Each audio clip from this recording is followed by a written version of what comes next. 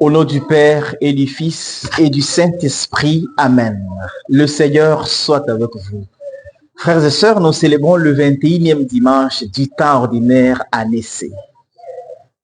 N'oubliez pas de vous abonner à la parole de Dieu, de la partager et de la liker. Ainsi, vous devenez vous aussi les agents de l'Évangile. Les textes que nous sommes proposés en méditation ce dimanche nous présentent Dieu qui rassemble toutes les nations. Dieu est le Dieu de tous. Il donne son salut à tout le monde. Alors les textes nous invitent à bosser dur pour avoir ce salut que le Seigneur donne à toutes les nations. Dans la première lecture tirée du livre d'Isaïe, au chapitre 66, versets 18 à 22, nous sommes dans les derniers chapitres d'Isaïe, Dieu fait comme une sorte de décret portant rassemblement des nations, pour que toutes les nations viennent expérimenter sa gloire sur sa montagne sainte, la Jérusalem. Alors, pour rassembler toutes ces nations, le Seigneur va se servir des rescapés. C'est-à-dire que ceux qui n'ont pas coulé avec les délices du péché, ceux qui ne sont pas perdus, ceux qui se sont maintenus fidèles à Dieu, c'est eux qui sont les instruments du rassemblement des dieux.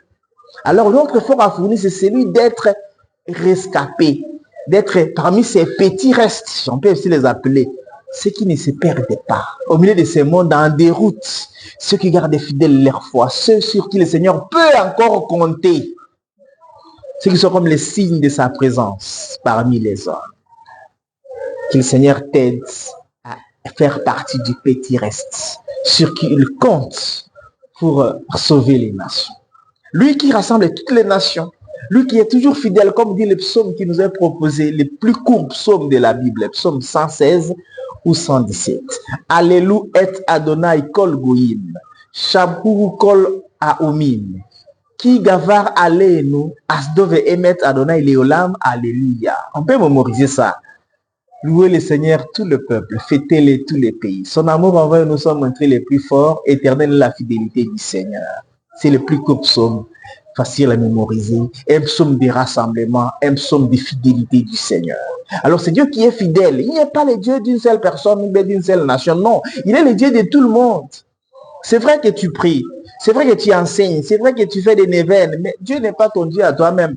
Comme il est le Dieu de tous, il ne peut pas vouloir que le malheur arrive à l'un de ses enfants. Parce que comme toi, tu es enfant de Dieu, nous aussi sommes des enfants de Dieu.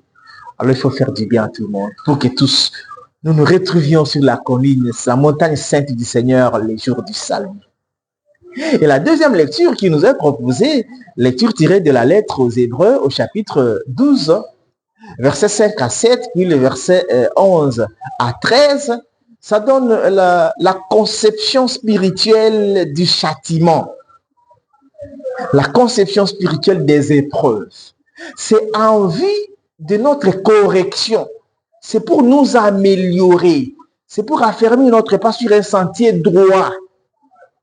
Donc le malheur qui peut nous arriver, parce que le Seigneur voit tout, rien n'arrive aux croyants sans que le Seigneur ne l'ait permis. Dieu permet que tu passes par des épreuves, non pas pour que tu puisses venger contre les êtres humains, pour rendre le mal pour le mal, mais pour que tu apprennes de tes erreurs, pour que tu apprennes de tes épreuves, pour que tes épreuves t'aident à marcher droit sur le chemin de ton salut. C'est vrai que les malheurs peuvent nous arriver par des autres qui nous ont fait ceci, nous ont fait cela, mais tout cela, le Seigneur le voit, le Seigneur le sait, mais il le permet pour que nous soyons mûrs dans notre foi et pour que nous puissions marcher vers le salut. Là, la lecture de l'évangile dirait de Luc, chapitre 13, versets 22 à 30. Deux ou trois choses à souligner. D'abord, la question qu'on pose à Jésus. Est-ce qu'il y aura que peu de gens qui seront sauvés?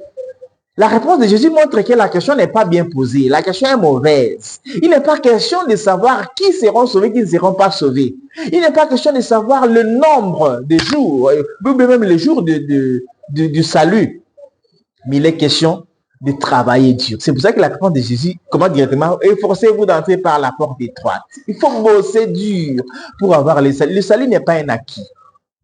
Entrer dans le royaume des cieux, ce n'est pas comme on va au marché. Il faut des durs efforts pour être sauvé. Et il dit encore, le premier seront les derniers. Non, d'abord avant cela, cette phrase dangereuse.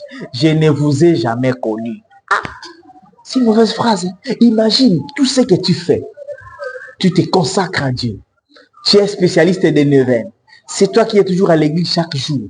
C'est toi qui pries, c'est toi qui fais ceci ou cela. Mais que le Seigneur te dise, je ne te connais pas. Faisons l'effort d'éviter que le Seigneur dise cette phrase-là.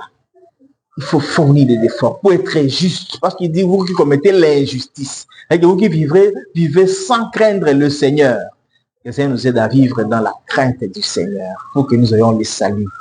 Et il dit, les premiers seront les derniers. Mais qui sont premiers? Dans notre monde, ceux qui sont premiers sont ceux qui se vantent d'être les bons chrétiens. Ceux qui se vantent, ceux qui se publient, qui sont des spécialistes des prières, ceux qui savent faire ceci. Ce sont ceux qui se font passer pour les premiers. Le Seigneur va nous décevoir les derniers jours quand il va nous flaguer cette phrase de dire, vous ai jamais connu. Faisons l'effort. D'abord, de ne diaboliser personne. Le Seigneur est le Dieu de tous. Fait l'effort d'être sauvés nous-mêmes d'abord et d'être l'instrument du Seigneur. Quand c'est dimanche, le Seigneur vient à notre secours pour que nous puissions bosser dur pour avoir le salut. Bon dimanche à toutes et à tous. Que Dieu Tout-Puissant vous bénisse, le Père, le Fils et le Saint-Esprit. Amen.